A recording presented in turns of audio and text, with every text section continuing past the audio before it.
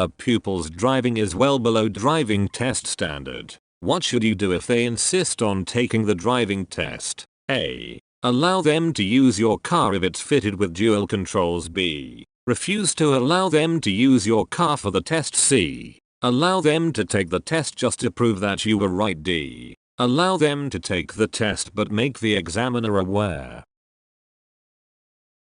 What should an instructor do when they see their pupil commit a driving fault? A. Discuss it at the earliest opportunity. B. Use it as a warning to the pupil. C. Ignore it and continue with the lesson. D. Talk about it at the end of the lesson. Why should you provide feedback to your pupil? A. To encourage them to move on to learning new skills. B. To ensure they know how well they're doing. C. To allow you to record how well you're teaching. D. To tell the pupil what they've done wrong.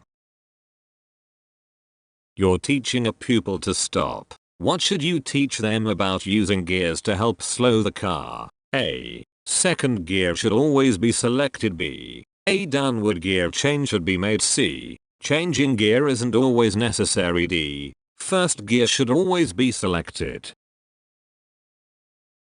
What should a deaf pupil be advised to do when they're ready to apply for their driving test? A. Inform the examiner that they're deaf on the day of their test. B. Declare their hearing impairment when applying for their driving test. C. Supply visual instructions for the examiner to use. D. Bring a signer with them on the day of their test.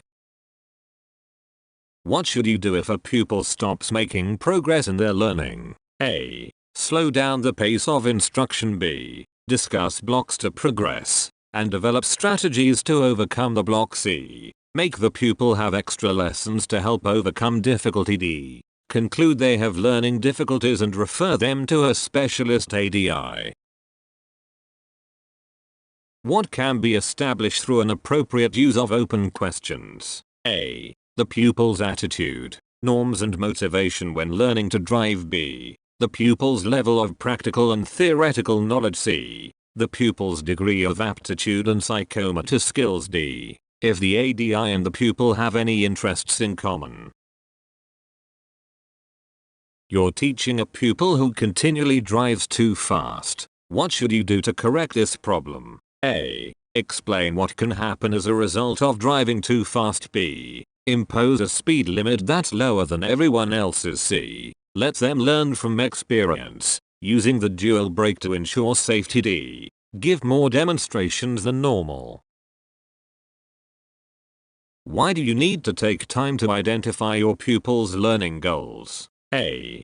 To determine their range of general intelligence. B. To determine how much instruction will be required to complete the course. C. To help you and your pupil to agree the most effective learning plan. D. To confirm the final cost of their driver training.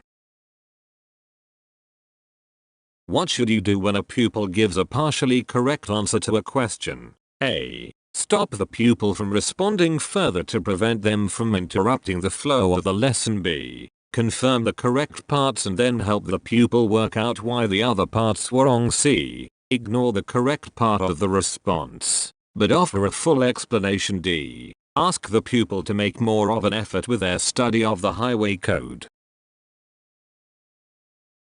You're teaching a pupil to drive a car smoothly and with good coordination. In which area of activity will this learning mainly take place? A. Psychomotor. B. Emotional. C. Intellectual. D. Psychological.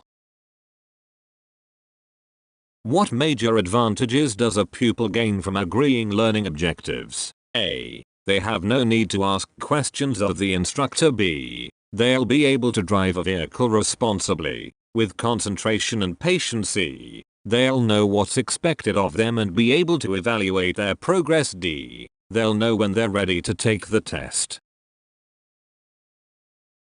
What should you do when teaching a profoundly deaf pupil? A. Learn sign language to give instructions. B. Ask the pupil how they would like to be communicated with. C. Write down all the directions for the route. D. Give instructions slowly and distinctly while stationary. A novice driver is able to steer in a straight course. How could you help them improve their steering skills? A. Get them to adjust the mirrors while driving. B. Teach them to turn corners while changing gear. C. Teach them to change gears as often as possible. D. Get them to practice steering with one hand. What should you do when you've agreed a lesson plan with a pupil? A. Use the same plan every time the same area of competence is covered in the future. B. Keep strictly to the prepared plan. C. Adapt the lesson plan if it will help the pupil to achieve their learning objectives. D. Only continue with the lesson plan if the pupil agrees. Hi guys, I thought I'd just show you this book to add to your collection. The New Driver's Handbook. It's a 3-in-1 book and it's got some pretty good reviews from a driving examiner and a driving instructor. It has over 800 practice theory test questions, common driving test faults, driving test general tips, and advice on dealing with nerves on the big day. Finally, it has tips for after you've passed your test, including vehicle maintenance and driving abroad. You can find a link to this book in the description below. Now, back to the video.